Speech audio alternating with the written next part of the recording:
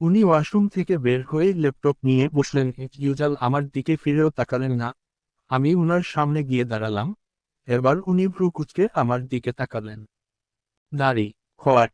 এভাবে দাঁড়িয়ে আছো কেন? দাড়ি, আমার ইচ্ছা। দাড়ি, তাহলে ওদিকে গিয়ে দাঁড়াও, আমি কাজ করছি। দাড়ি, ও। উনি এবার তীক্ষ্ণ দৃষ্টিতে তাকালেন। আপনি কাজ করছেন, ভালো কথা করেন। আমি তো আপনাকে ধরে রাখিনি। আপনি কাজ করেন, আমি এখানেই দাঁড়িয়ে থাকব এবং আপনার দিকে তাকিয়ে থাকব। হুহ। দাড়ি, হোয়াট রাবিশ! বাচ্চাদের মতো কথা না বলে সরো এখান থেকে, রেগে গিয়ে। দাড়ি, আমি তো বাচ্চায়। এই জুনের 1 তারিখে 18 হবে। 18 বছর পর্যন্ত সবাই শিশু। তাই আমিও শিশু।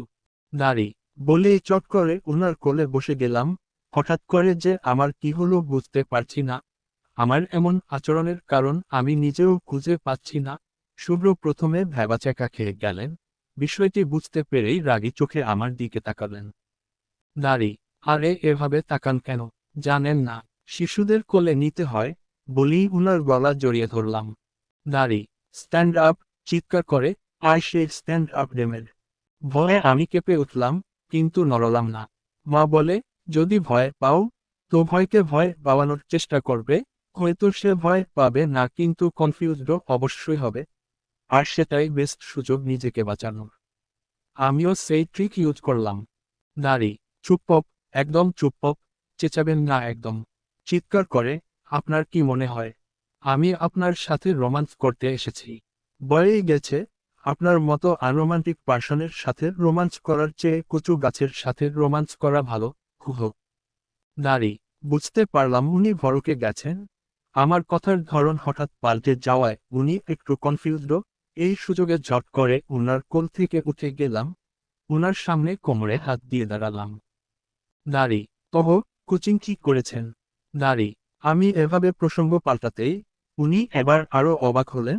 কোনো রকম বললেন হুম। দাড়ি, ভর্তি ফি যাবত কত টাকা লাগবে? দাড়ি, কেন? ভ্রু কুঁচকে, সেটা দিয়ে তুমি কি করবে? দাড়ি, বলতে তো আর সমস্যা নেই, বলুন না প্লিজ। দাড়ি, সব মিলিয়ে 20,000-এর মতো লাগতে পারে। দাড়ি, ওহ থ্যাঙ্কস। দাড়ি, বলেই ফোন হাতে ব্যালকনিতে চলে এলাম। এতক্ষণে হাঁপ ছেড়ে বাঁচলাম। কোচিং এর কথা না তুললে উনি আমাকে দিতেন একটা কানের নিচে লাগিয়ে। এই মুহূর্তে আম্মুকে একটা পাপ্পি দিতে ইচ্ছে করছে। আম্মুর আইডিয়াটার জন্য আজ একটুর জন্য বেঁচে গেছি। উফ! এসব ভাবতে ভাবতেই ভাইয়াকে ফোন দিলাম। ভাইয়াই এখন একমাত্র ভরসা আমার। দাড়ি, রিদু, কেমন আছিস বোন? দাড়ি, একদম কথা বলবা না। আমাকে একবারও ফোন দিছো তুমি? দাড়ি, ফোন চেক করছিস তুই? কতবার ফোন দিচ্ছি তুই তুলছিস?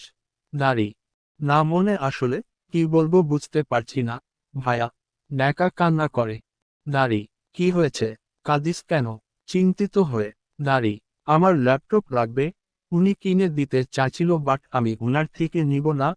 তুমি তো বলছিলা যে আমার ফার্স্ট ল্যাপটপ তুমি কিনে দিবা। গোমরা মুখে। দাড়ি, আমি তোকে মানা করলাম কবে? আজই কিনে পাঠিয়ে দিচ্ছি।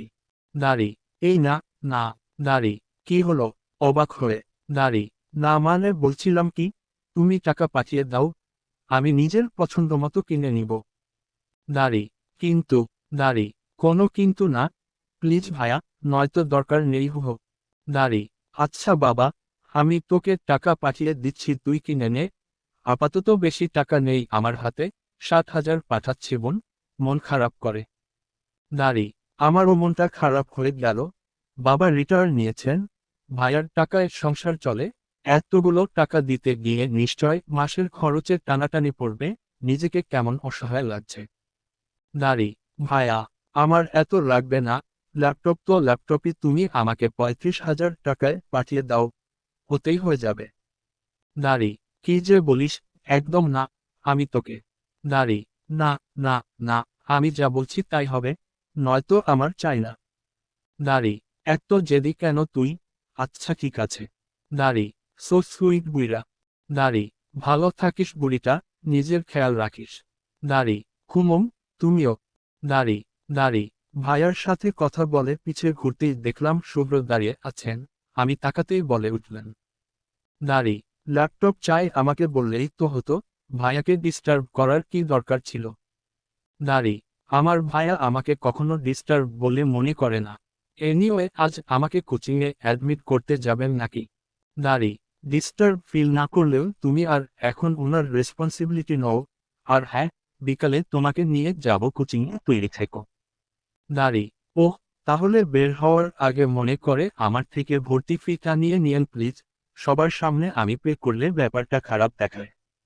দাঁড়ি, মানে? অবাক হয়ে। দাঁড়ি, মানে সিম্পল কোচিংয়ে ভর্তি হওয়ার জন্য তো টাকার প্রয়োজন হবে, আর টাকাটা নিশ্চয় আপনি দিবেন না। দাঁড়ি, অবশ্যই আমি দিব, আর এটাই স্বাভাবিক। দাঁড়ি, কেন দিবেন? দাঁড়ি, cause I am your husband and you are my responsibility. দাঁড়ি, হাহা, হাসালেন আমায়। হাজব্যান্ড? কখনো হাজব্যান্ডের মতো কোনো আচরণ করেছেন এখন পর্যন্ত? যে আজ হাজব্যান্ডের কথা বলছেন? আর রেসপন্সিবিলিটির কথা বলতে গেলে আমি কোনো নামমাত্র সম্পর্কের উপর ভিত্তি করে কারো ঘাড়ের বোঝা হিসেবে চেপে থাকতে চাই না। তাছাড়া আমি আপনাকে প্রথম দিনই বলেছিলাম, আই ডোন্ট ওয়ান্ট ইউর মানি। দাঁড়ি, রদ, তুমি এভাবে কেন বলছো? দাঁড়ি, কিভাবে বলেছি? আমি তো জাস্ট আমার কথাগুলো আপনার সামনে তুলে ধরলাম, নাথিং এলস। তাছাড়া আমি আপনার তথাকথিত মিডিল ক্লাস ফ্যামিলির রোগী মেয়ে। এমন টাইপের মেয়ের রেসপন্সিবিলিটি নেওয়া আপনার মতো মানুষের শোভা পায় না। তাচ্ছিল্যের হাসি দিয়ে। দাঁড়ি, রদ, প্লিজ, আমি ওগুলো রাগের মাথায় বলেছিলাম। প্লিজ লেট ইট গো। আমি তখন নিজের মধ্যে ছিলাম না, রদ। দাঁড়ি, ইট টোটালি ইউর পার্সোনাল প্রবলেম। দাঁড়ি, বলি উনার সামনে থেকে চলে আসলাম। আমার কথায় উনি মুখটা কালো করে ফেলেছেন। আমারও খারাপ লাগছিল, কিন্তু কিছু করার নেই। উনার বোঝা উচিত কাউকে এভাবে হার্ট করলে তা মানুষকে কতটা ক্ষতবিক্ষত করে। দাঁড়ি, দাঁড়ি, বিকাল 3টা। রদ, রদ, তোমার এখনো হয়নি। আমরা লেট হচ্ছি। দাঁড়ি, খুমম, শেষ চলুন। দাঁড়ি, খুমম, চলো। দাঁড়ি, একটু শুনুন। দাঁড়ি, কি? ভ্রুকুচকে। দাঁড়ি, টাকাগুলো রাখেন। টাকাগুলো উনার দিকে এগিয়ে দিয়ে। দাঁড়ি, উনি কিছুক্ষণ আমার দিকে তাকিয়ে থেকে হাত দুটি পকেট ঢুকিয়ে সোজা হয়ে দাঁড়ালেন। আমি অবাক হলাম। উনি হাত না বাড়িয়ে হাত গুটিয়ে নিলেন কেন? উনার দিকে ভ্রু কুঁচকে তাকাতেই উনি বলে উঠলেন, দাঁড়ি, তুমি আমার টাকা নিবে না ভালো কথা, কিন্তু বিয়ের পর ভাইয়ের কাছ থেকে টাকা নিয়ে নিজের আত্মসম্মানের ফালুদা কেন বানাচ্ছ? ভ্রু নাচিয়ে। দাঁড়ি, ভাইয়ার থেকে টাকা নিলে আত্মসম্মান কমবে কেন? আমারই তো ভাইয়া। দাঁড়ি, তুমি এখনো ছোট তাই বুঝতে পারছো না, কিন্তু এর চেয়ে অসম্মানজনক বিষয় আর হতেই পারে না। আশেপাশের মানুষ বলবে, ওই দেখো, মেয়েটার বিয়ে হয়ে গেছে তবু ভাইয়ের টাকা উড়াচ্ছে। ব্লা ব্লা। তুমি যেহেতু এ বাড়ির বউ, আমার রেসপন্সিবিলিটি হলো তোমার সম্মান রক্ষা করা। তাই কি না বলো? দাঁড়ি, আমি বোকার মতো মাথা নাড়লাম, কারণ বিষয়টা সত্যি চিন্তার। আমি তো এভাবে ভাবি নাই। এবার আমি বেশ টেনশনে পড়ে গেলাম। তাহলে আমি কোচিংয়ে ভর্তি হওয়ার টাকা কই পাবো? বলি মুখ গোমড়া করে বিছানায় বসে পড়লাম। দাঁড়ি, আমার কাছে একটা আইডিয়া আছে। তুমি চাইলে তুমি আইডিয়াটা ইউজ করতে পারো। গম্ভীর কণ্ঠে। দাঁড়ি, কি আইডিয়া? কৌতূহল নিয়ে। দাঁড়ি, তুমি আপাতত আমার থেকে টাকা নাও, পরবর্তীতে দিয়ে দিবে, সিম্পল। দাঁড়ি, মানে? ভ্রু কুঁচকে, আমার কাছে তো টাকায় নাই, আমি আপনাকে দিব কিভাবে? দাঁড়ি, আরে দেখো, তুমি অ্যাডমিশন কোচিংয়ে ভর্তি হচ্ছ, ভালো পড়াশোনা করবে, ভালো ভার্সিটি চান্স পাবে, একসময় গ্রাজুয়েট কমপ্লিট করবে, নিজের পায়ে দাঁড়াবে, তখন না হয় দিয়ে দিও। এতদিন আমার থেকে লোন হিসেবে নাও, আমি হিসেব রাখব। দাঁড়ি, কিন্তু কনফিউজড হয়ে। দাঁড়ি, ওকে, তোমার কাছে বেটার অপশন থাকলে ইউ ক্যান ইউজ, ভাব নিয়ে। দাঁড়ি, উনার আইডিয়াটা আমার বেশ ভালোই লাগছে, তাই আর ঝামেলা না করে উনার কথায় রাজি হয়ে গেলাম। আর বললাম আমি অবশ্যই তার টাকা রিটার্ন করব, উনি যেন মনে না করেন আমি উনার টাকা একবারে নিয়ে নিচ্ছি। আমার কথা শুনে উনিও মাথা নাড়িয়ে বলে উঠলেন, দাঁড়ি, অবশ্যই দিবা, না দিলে তোমার নামে কেস করব। আমি তো টাকা ছাড়ার মানুষ নই। আচ্ছা যাও, এক কাপ কফি নিয়ে আসো। দাঁড়ি, এখন? অবাক হয়ে। দাঁড়ি, হুমম, এত সুন্দর আইডিয়া দিলাম, ট্রিট দিবা না? আমি ফ্রিতে কিছু করি না, গো নাও। দাঁড়ি, আমিও আর কিছু বললাম না, মুখ ভেঙে নিচে চলে গেলাম। দাঁড়ি, কিন্তু ফিরে এসে যা দেখলাম, তার জন্য আমি মোটেও প্রস্তুত ছিলাম না।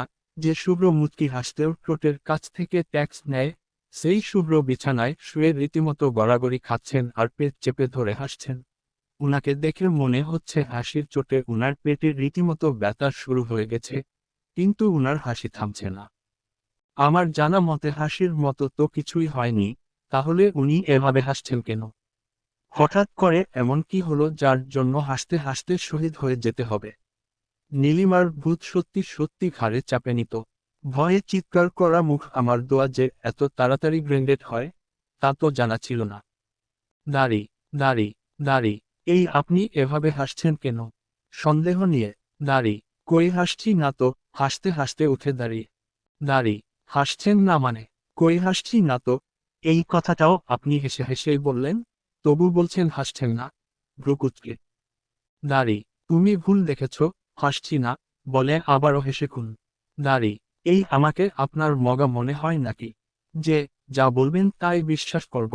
আপনি হাসছেন মানে হাসছেন, শুধু হাসছেন বললে ভুল হবে, আপনি তো রীতিমতো হাসতে হাসতে নাচানাচি করছেন। কাহিনী কি?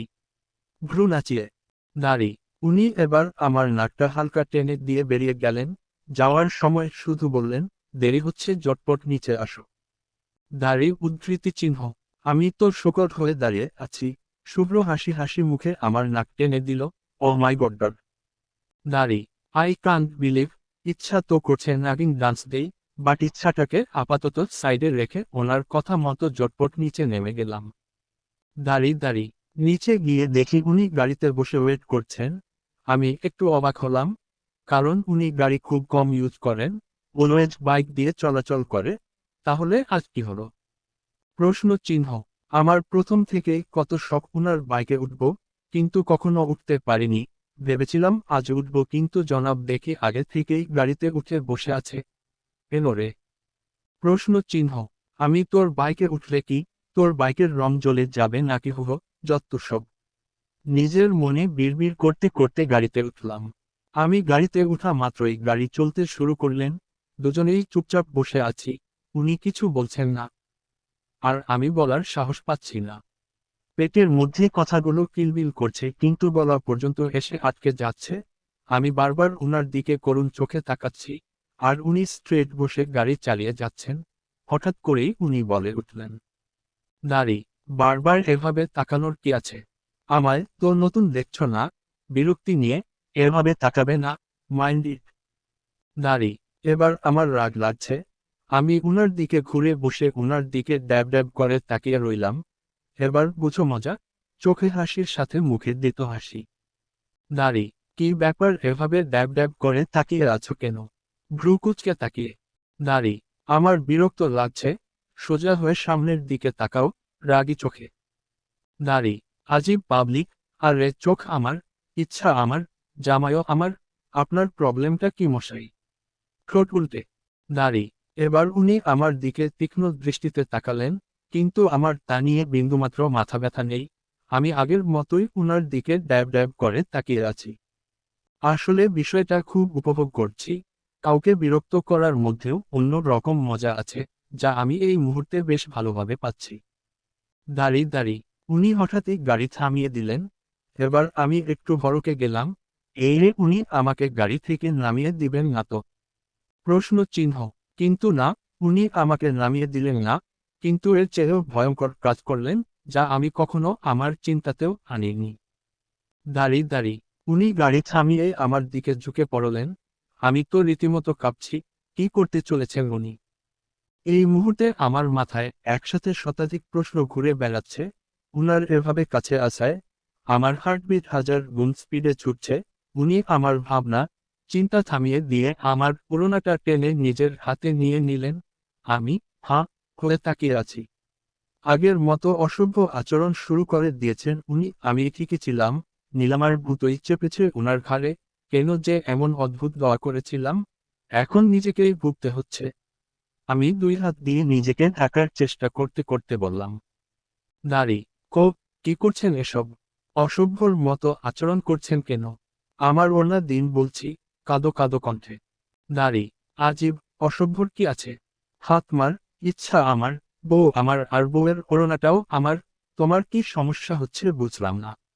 শয়তানি হাসি দিয়ে, দাঁড়ি, উনি আমার ডোজটা আমাকেই দিয়ে দিলেন, রাগে দুঃখে নিজের চুল ছিঁড়তে ইচ্ছা করছে আমার, কি দরকার ছিল উনার সাথে লাগার? এখন হলো তো, আমি উনার দিকে করুণ দৃষ্টিতে তাকিয়ে বললাম, পুরোনাটা দিন না প্লিজ, আর তাকাবো না আপনার দিকে প্রমিজ। কিন্তু খাটাস বলে কথা, এত সহজে মানবে কেন? না মানার অধিকার তো তার আছে। দাঁড়ি, তাকাবে কি তাকাবে না, সেটা তো তোমার ইচ্ছের উপর নির্ভর করছে, আর আমি পুরোনাটা দিব কিনা, এটা আমার উপর নির্ভর করছে। আর এই মুহূর্তে আমার মতো পুরোনাটা দিতে ইচ্ছা করছে না, সো সরি, বাঁকা হাসি দিয়ে। দাঁড়ি, উনার হাসি দেখে ইচ্ছে করছে, উনার গলা চেপে ধরি, কিন্তু কে আর করা। কথায় আছে না, হাতি কাদায় পরলে পিঁপড়াও লাথি মারে, খুহ। আমি উনার দিকে টলমল চোখে তাকিয়ে বললাম, প্লিজ জজ। এবার উনার একটু দয়া হলো, উনি বললেন, পুরোনা দেবে কিন্তু একটা শর্ত আছে। আমিও বাধ্য হয়ে রাজি হয়ে গেলাম। আর উনি শয়তানি হাসি দিয়ে বলে উঠলেন, গুড লর্ড, শর্তটা হলো, এই 1 সপ্তাহ, আমি যা বলবো তুমি তাই করবা, কি রাজি তো? দাঁড়ি, হুম রাজি। আর কোনো উপায় রেখেছেন কি? বিড়বিড় করে, দাঁড়ি, ভেবে বলছোতে? দাঁড়ি, হুমম, মাথা নিচু করে। আমি আর চোখে ওনার দিকে তাকালাম, উনার শয়তানি হাসি দেখেই বুঝতে পারছি আমার জীবন শেষ।